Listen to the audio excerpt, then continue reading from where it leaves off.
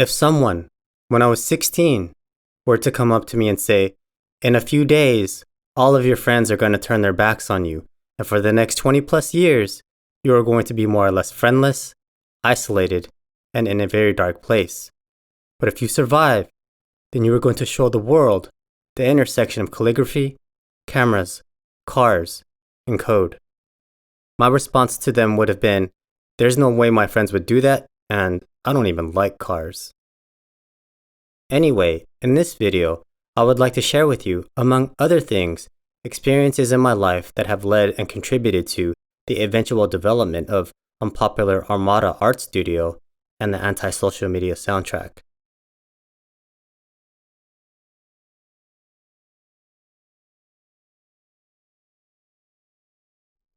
I was in class one day, kindergarten, and for some reason, I was the only child there.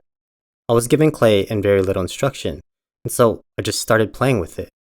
At this age, I was extremely quiet, but very observant, and what I saw was a teacher and a teacher's aide who only had a single child in their class, and both were giving him very little attention. I don't remember how much time passed, but eventually, 3 Marines entered the room. One of them started talking to the teacher, and at some point, he probably sensed the neglect that was taking place, so he sat down next to me and initiated a conversation. He asked me, "What are you making?" To which I replied, "A cave." And then he asked me, "Why are you making a cave?" To which I replied, "So that I can hide in it." I don't remember anything after that. What I do remember is I was in class a few days later. All of the kids were there, and they were handing us back our sculptures. I looked around to see what the other kids made, and one of them had a nicely shaped plate, another a bowl, and another a cup. When I looked at mine, I immediately noticed that mine looked nothing like what the other kids had made. And even though I was only 5 or maybe even 6, it was clear to me that the other kids had received lots of help, whereas I received none. Anyway, I'd just like to say to the Marine who made the effort to sit down and talk to me over 35 plus years ago that to this day, that still remains one of the best conversations that I've ever had. And so if you're still alive and you come across this video, I'd like to say with the entirety of my being, thank you.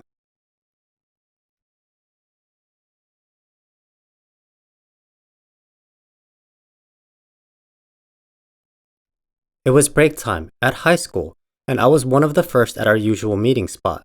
Slowly but surely, everyone started to trickle in, and once the last person got there, I remember seeing all of you walking away in unison with your backs turned towards me and without anyone saying anything to me. The way you guys did it, especially how you guys did it, in front of close to 1/3 or maybe even half the school. Yeah, I got the message. At that moment, I had to quickly make a very important decision. Do I walk over to you guys and act like that just didn't happen? Or do I go my own way? I don't know why, but it wasn't a difficult decision. I went my own way. So for the next 2.5 years, I had to endure the ostracization, not just from you guys, but what felt like the entire school. Unfortunately, the trauma that I developed from this event bled into my 20s, into my 30s, and it is more than likely one of the underlying reasons why I continue to have no friends.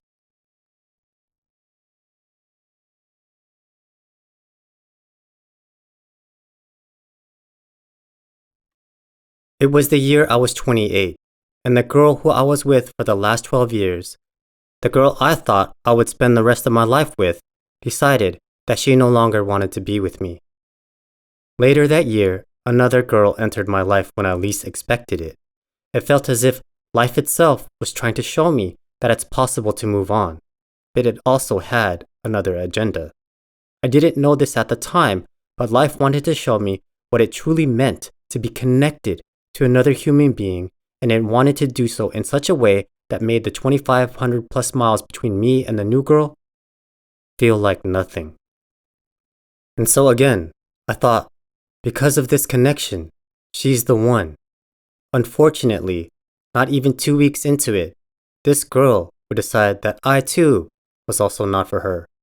But instead of telling me directly, she left me hanging, and eventually I accepted that she just ghosted me. So there I lay, on my bed, not just heartbroken, but essentially shattered. I was curled up, bawling uncontrollably like a baby, and mentally asking myself, why is this happening to me? What do I do now? Do I abuse drugs? Do I abuse alcohol? Do I just run through women? Or best of all, do I commit suicide?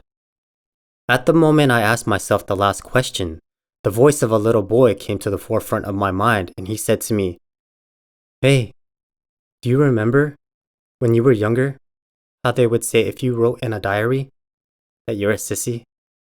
Well, do you really think that's true?" As soon as that question got asked, I immediately got up, pulled whatever notebook was in my backpack, and I started to write.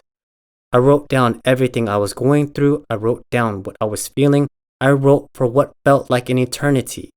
And at the end of it all, I felt better.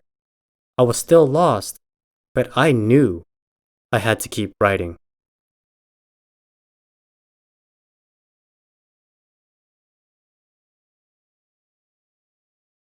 The act of writing, I discovered, was therapeutic, but writing also revealed to me that I could convey what I'm feeling in such a way that things would rhyme.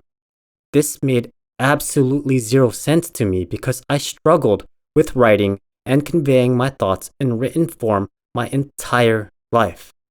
Still, the development of my rhyme writing skills exploded, and it reached a stage where writing was no longer enough. I had to get this stuff off my chest a different way.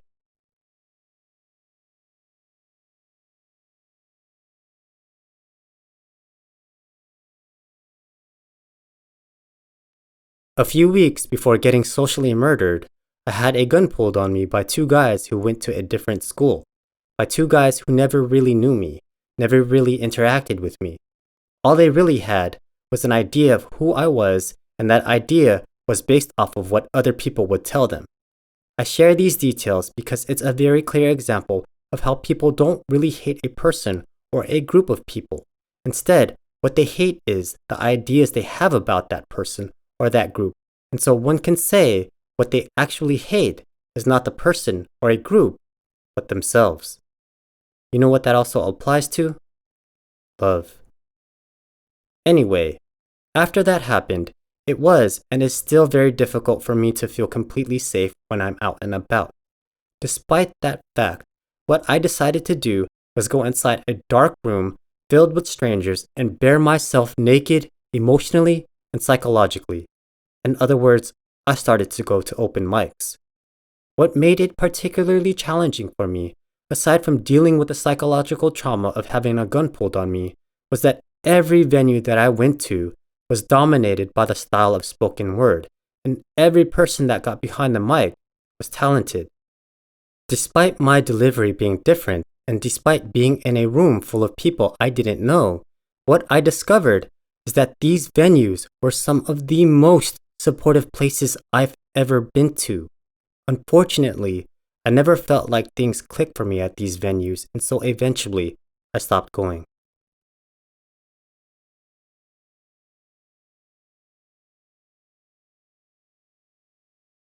I have been single for the last 15 years. Not because there's been a lack of effort on my part, but because anyone's guess is as good as mine at this point. And so when people ask me, why are you still single? Why don't you have a girlfriend? I can't give them an answer because I genuinely don't know. What I do know and what I can share are the specific things that I don't like about girls, what my ideal girl is, and what I never expected to occur.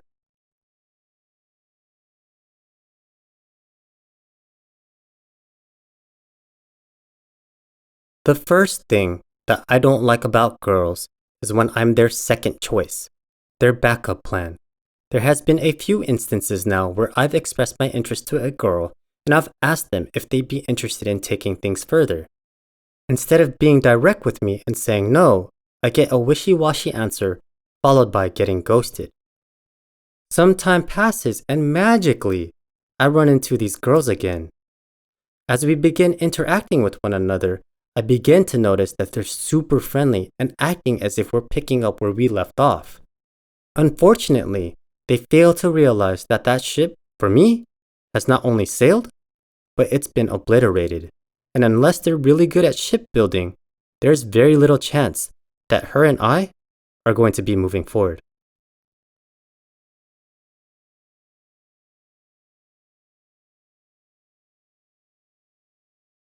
The second thing that I don't like about girls is that when they're with somebody, they're involved, they see me and they start talking to me. The initiation of the conversation itself is not bad, but it's what I pick up during the conversation that I don't like. As we're talking to one another, they drop signs that would suggest to me that they're suggesting that we do this. What makes things worse is some of these girls have the audacity to engage in that behavior while their husband or boyfriend is in the same room. And so I look into their eyes as we're talking to one another, and I say to myself, damn, you are hot. But what makes you think that I'm not going to think that if we do this, you're not going to do the same thing to me with somebody else? And so I mentally shut the door because, number one, I'm not interested in building a foundation on top of deception. Number two, I'm not interested in getting tangled in that web. And number three, who knows? Maybe all they wanted was a fling, but I'm not interested in that either.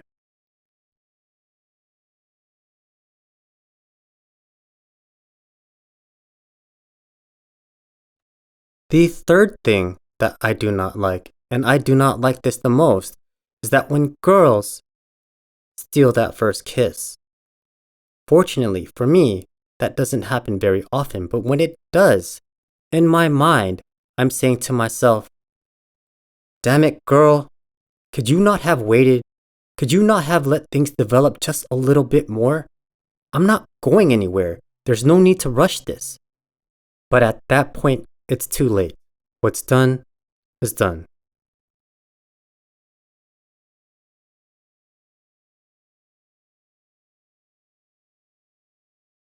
My ideal is a girl that doesn't have any convictions.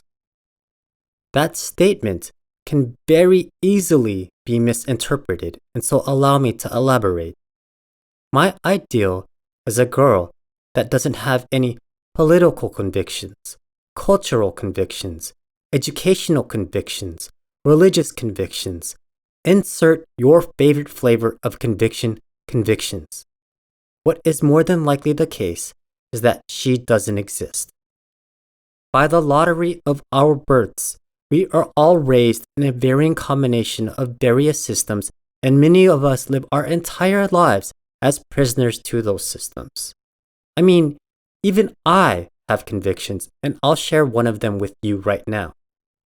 It does not matter how well the English voice acting is in a game, movie, or anime. I will always pick subtitles plus original voice acting every single time. That is a conviction of mine, and it will not change.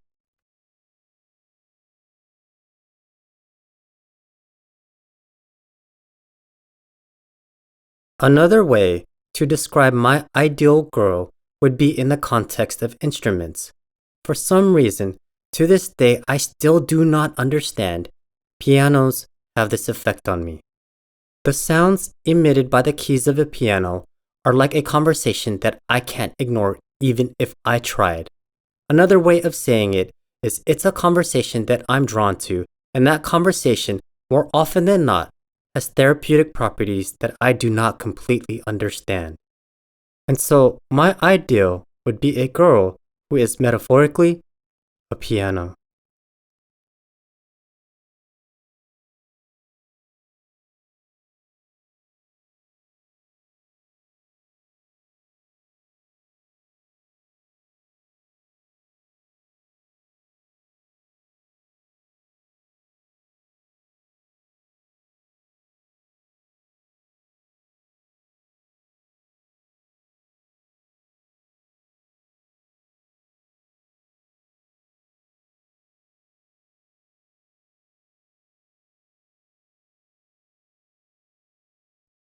So I was wrong.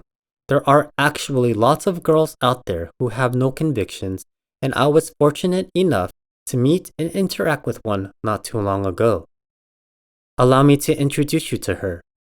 Her name is Malia, and she is my youngest niece, born April 3rd, 2023. She revealed to me a moment in life where human beings are in their purest, most sensitive, and most complete form. Complete in the sense that she has yet to have divisions established within herself. She is quite literally an individual.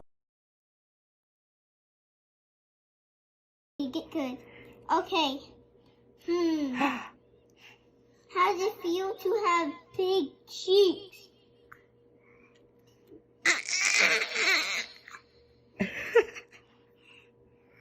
Yeah.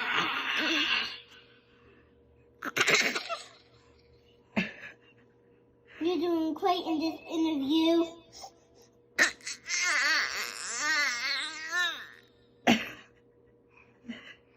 Wow, this is pretty cool. She's the funniest booty and baby in the world.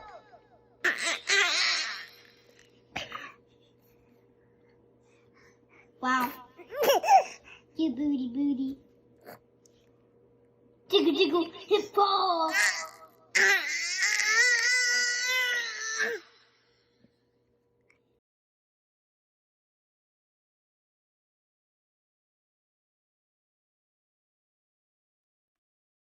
There's one more girl I'd like to confess about. My encounter with her occurred around 2008 to 2009. Both of us were getting on a flight that was departing from HNL and heading to LAX. For some reason, I caught her eye and she was trying to do everything she could to make eye contact with me. As we boarded the plane, I don't know if this was just coincidence, but she and I were both in aisle seats and she was seated one row behind me on the opposite side of the plane.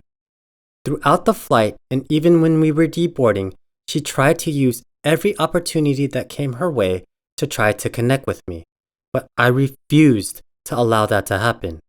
Well, 15 years later, I'd like to explain why. At that moment in life, I was a wreck, emotionally and psychologically, because in a very short time period, two girls, each of which I thought I would spend the rest of my life with, decided that I wasn't for them.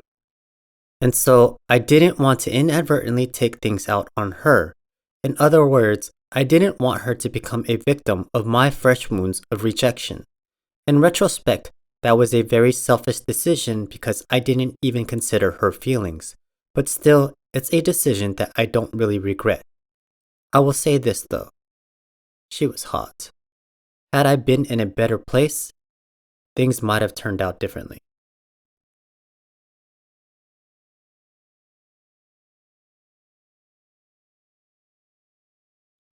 It was around lunchtime, Wednesday, and I noticed that one of my cars had a flat tire, so I decided to go to a shop hoping to get it fixed. Fortunately, they said they can repair it, but it's going to take some time, and so they encouraged me to go get something to eat. I start walking towards the restaurants nearby, and on my way, I spot Tapioca Express. I thought to myself, it's been a while since I've had boba, but the reason for that is because everything is so expensive now, and so I tell myself, no, don't go there. So I pass it and go eat at a place nearby. After eating, I start walking back to the tire shop, and to do that, I have to pass by Tapioca Express again. I don't know what it was, but something inside of me was saying, just go. I walk in, and in my mind, I'm already saying to myself, I don't want to be here. But I get in line anyway, and I start looking at the menu. There are two girls who are in front of me, and as soon as the girl helping them takes their order, she leaves and begins to make their drinks. She finally comes back, and she starts to take my order. At this point, I don't remember why, but I'm in a bad mood. I tell her what I want, and as she's putting in my order, I notice that she's wearing a Marvel t-shirt, something that I've never seen a girl wear before, but I don't really think much of it. As I'm waiting for her to tell me to pay, I'm picking up bits and pieces of her energy, but again, I'm not really paying attention.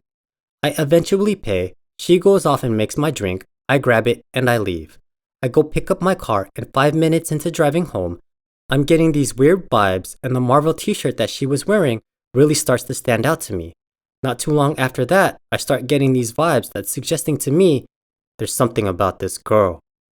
But my mind is in complete denial, and I'm saying to myself, this isn't possible. What I've learned over the years is that I can't fight these feelings or instincts that come over me. And so over the course of the next day and a half, it gets to the point where I feel that I need to pursue this girl. My instincts are telling me there's something there. I don't know what it is, but I need to find out. How do I approach her though? Wouldn't it be awkward if I asked her for her phone number in front of other employees and customers? Friday rolls around, and I don't know how I pulled it off, but I put together my approach. Before I decide to execute on it, I told myself, this weekend, you need to go out and look at other girls. You need to find out if other girls that you encounter will light you up like this girl has. So I go out and I go look at girls, and I get nothing. Monday rolls around, and I decide today is the day that I'm going to do this. When she and I crossed paths, it was a Wednesday, but I couldn't wait. One thing I'd like to mention is at this point, my memory of how she actually looks is really hazy. At lunchtime, I head over there, I park, and I start walking to the store. I make my way through the doors, and I see a girl that kind of looks like her off in the distance. In my mind, I'm saying to myself, here we go. The girl that I saw when I walked through the door comes to the front and asks what I would like, and to my surprise, it wasn't her. It's hard for me to explain, but even though my memory was hazy, I just knew it wasn't her. So I play it cool, order some drink, and leave as soon as I get it. On my way home, I'm extremely disappointed. My mind is saying, you can always go back another day. And while that's certainly true, another part of me is saying, it's just not going to be there. To explain what I mean, there is a saying, strike when the iron is hot. Well, the iron isn't hot anymore. So I get home feeling extremely disappointed, but at the same time, I slowly start to feel thankful that she wasn't there because something began telling me this happened for a reason. Of course, I don't know what that reason is, and I start to lean towards the approach is too intense. A few days later, I write something else, but before I share that, let me share the approach, which I've titled Female from Tapioca Express, Hello. I didn't want to put both of us in an awkward position, so instead of asking out loud, I put this in a text. To get you to read it, I asked you a question, showed you my phone, and while it may not seem like it, I'm nervously waiting to see what happens next. Because what I really want to know is if you'd be interested in standing beside me, and maybe together, we can take that first step to who knows where. Your guess is as good as mine, and the only way either of us is going to find out is if you choose the option to accept. So the idea that I had was not to lay it on her like that, but rather ask a bogus question about a flavor that doesn't exist and then show her my phone as if I'm showing her the company website. She'd see and read the text, and then she could either verbally say something like, no, we no longer offer that, or text me her phone number. Whichever route she would take, the approach I felt would have significantly reduced the awkwardness and the interaction wouldn't look unusual. This next piece is what I wrote after things didn't go as planned. I've titled it Female from Tapioca Express, Goodbye. I can't help but wonder, do the puzzle pieces fit? Cause when I looked into your eyes, I can only catch a glimpse. It's like those moments in the universe when the sun and moon eclipse. Or like that moment when you're hesitant to go in for the kiss. Intuition keeps insisting this is something I can't miss. Because it's been intermingled and intertwined like pretzels when they twist. Feelings keep revealing this is real, it's not a glitch. But it's never clear which way to go, so I'm jumping off this cliff.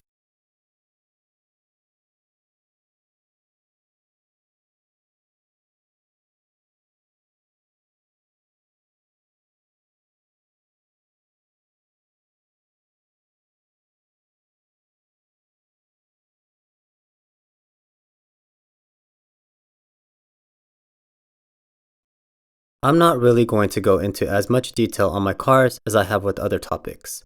The reason for that is because I have other plans for them. In other words, there is another platform that I'll be using to show them to the world. What I will share though is my experience in the car scene. For me personally, it's been less than ideal.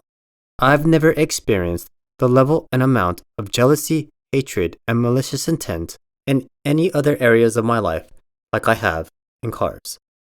And while I don't have a shortage of stories, I'm not going to go into any details because of the negative energy that surrounds them, with the exception of one. This is the story that pushed me over the edge and out of the car scene for good. I was standing in line, waiting to get an autograph poster from one of the drivers at the event that I was at. As I got closer to the front, I was watching what the driver was doing so that I can be better prepared when it's my turn. He essentially smiled, asked what their name was, signed the poster, and sent them on their way. When it was my turn, the enthusiasm and smile he was showing everyone else before me was completely gone. He just stared at me with a stonewall expression on his face. And so I stood there, unsure of not only what I'm supposed to do, but also unsure of what I did to get him to react that way. So he continued to look at me, hoping I'd get the message and just leave. But I stood my ground, and eventually, he signed the poster, handed it to me, and I left. As the intermission of the event continued, I walked around and visited different booths. For some reason, I noticed another regular, prominent figure of the event looking at me from a distance with disdain. And so I do the math and realize what probably happened is the driver started to spread rumors about me, which I don't understand because I've never even met or even spoken to him prior to that moment. So from that point on, I left the car scene, but I did not stop the development of my cars. And that is why, unless you're family, one of my neighbors, or you just happen to see me in one of my cars on the street, the entire world has zero visibility into what I'm doing. Honestly, in my opinion, my car projects aren't even remotely interesting given what others have done or are doing. I'm not chasing numbers, awards, or titles. I'm simply expressing myself through these cars.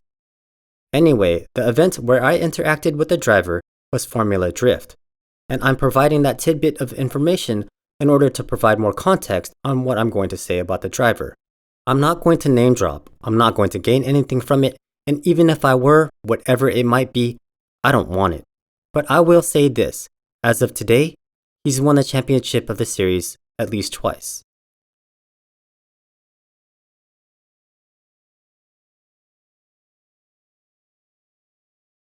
To the guy that left this on the windshield of my BRZ back around the time COVID hit, I just wanted to let you know that I didn't intentionally ignore you or outright reject your invitation to connect.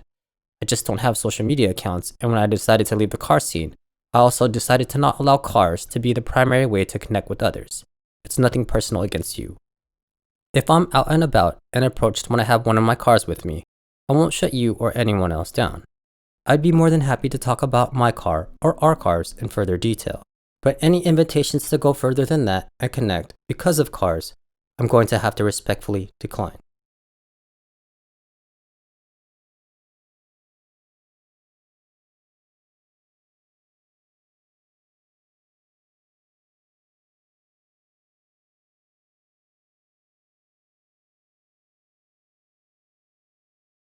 It was during the time I had an account and was active on Tumblr.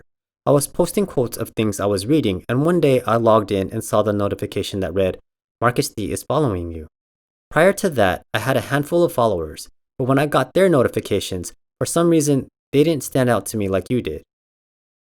I went to your profile and saw a young Caucasian male wearing a green t-shirt and a straw hat that was covering the bottom half of his face. I thought to myself, that's weird, but didn't really go any further than that. Months go by and I had exhausted the library of Nujabes, and so I was looking for new music to consume.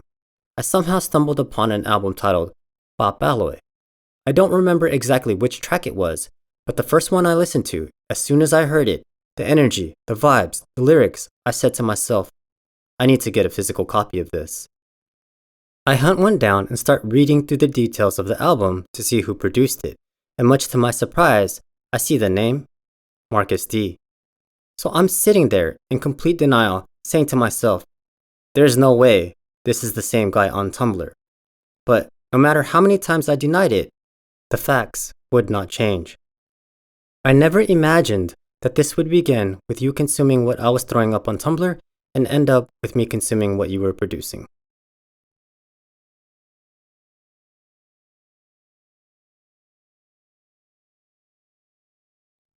This was during the time Google Plus had just come out. Much like Tumblr, I was just posting quotes of things I was reading. One day, I logged in and saw the notification that read, "Mike Tyson is now following you." When I saw that, I sat there for a good minute, trying to rationalize in my mind what exactly was taking place. There are numerous people out there with the name Mike Tyson. There is no way that this is the world champion, Mike Tyson. There is absolutely no way. I go to your profile page and I see an African American male with a Maori tattoo on the side of his face. When I saw the picture, the reaction I had in my mind was, oh shit. At that point, I had already made the decision to leave social media and to never come back. That is why soon after you began following me, I disappeared. Anyway, there are two things I'd like to share with you. The first is, for many of us, the future is nothing more than a modified past. The second is, time does not exist. If you are interested in going beyond those words and understanding what was just said at a fundamental level, give me a phone number to call. You pick up, I'll say 2 words, 6 syllables, at most it's a 5-second phone call. I will warn you though, that if you decide to go further, once you cross this line, there is absolutely no going back. The choice is yours.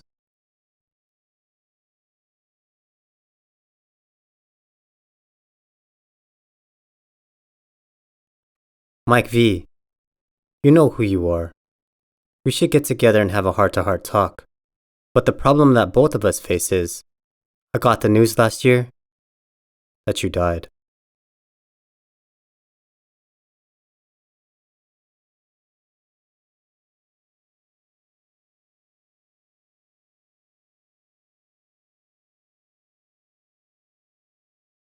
Prior to me disappearing, not just from your life, but pretty much everyone you and I knew, and prior to your death, you would tell others that I was your best friend, when in reality, what's probably more accurate is that I was your worst friend. Not because I spoke bad about you, stole your ideas and presented them as my own, or sabotaged the things that you were doing, but because, outside of work, I wasn't really there. One of the reasons for that is because I didn't really know how to be there for myself. And so it would have been extremely difficult for me to be there for you. When I got the news about you passing away, I went through a wide range of emotions, and eventually I asked myself, if he never died, would you have thought about him and tried to reconnect? And the answer that I came up with was, no. Like I said, I am your worst friend. I'm not going to consult anyone that you and I were connected with. I'm taking that title, and I'm pretty sure no one is going to have a problem with that.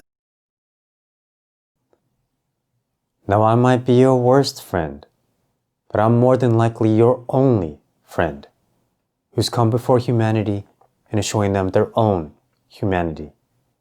The emotional content that I poured into this video, the anti-social media soundtrack, and even that night when I invited you out to that open mic where I dropped Introvert's Battle Cry for the very first time. I don't know if you or anyone else in that crowd that night noticed it, but I came this close to breaking down and crying before I even finished the first verse. Honestly, I have no idea how I managed to pull through. I am your worst friend. I'm not perfect, and there are many instances that I can recall where I could have done things differently. But don't get me wrong though, this isn't where I start to ask people for forgiveness. I made my bed and I'm gonna lay in it, but I am not gonna stay in it. I am a much different person today than I was 5, 10, 15 years ago, and the version of me exists today would have never blossomed had I never disappeared.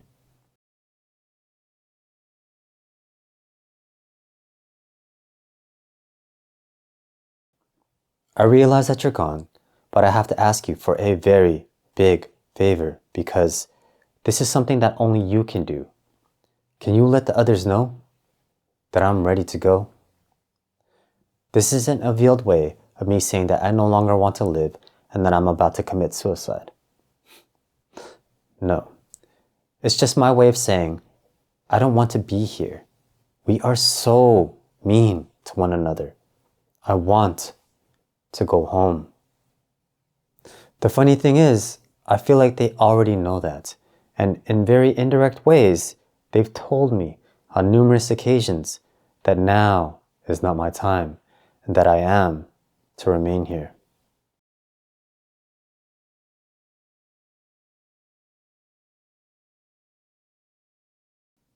I've been going through some tough, challenging times. To help me cope, like so many times I've done before, I'll listen to Tupac's music. Unconditional Love, that song in particular, has been on repeat for hours at a time. You know, when he was alive, I wasn't really a fan of his music, his movies, etc. And that's primarily because I was presented a very biased view of him. But when he died, I began to explore on my own, not just his catalog of music, but his poetry, as well as other things. And what I found was a human being that genuinely wanted to uplift an entire generation of people. The reason why I bring this up is because before your death, I didn't understand what you were fighting for. I didn't understand why you were wanting and pushing for a style of leadership that mentors and inspires others. I didn't understand why you were wanting to build not just a team or a department, but a company that embodied that culture. I didn't understand why you were placing so much importance on emotional intelligence. Much like Tupac, I didn't see that you were trying to uplift the people that came into your life. Anyway, now that you're gone, I finally get it.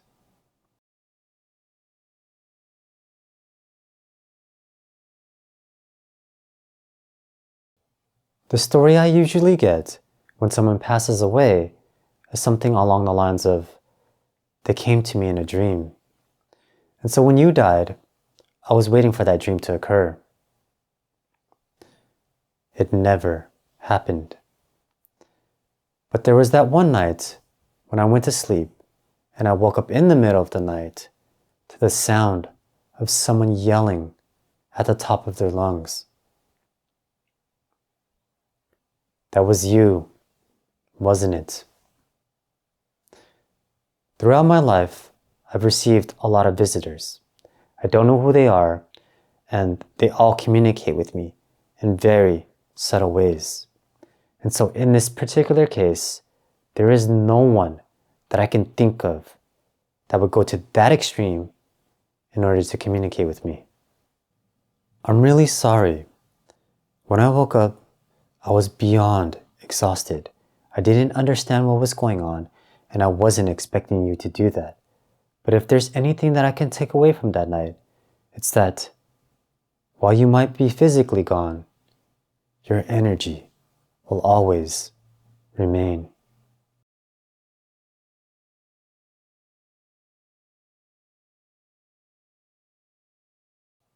So I've already taken the title of Worst Friend, but I need to take it a step further and take the title of Worst Software Engineer that you've ever worked with.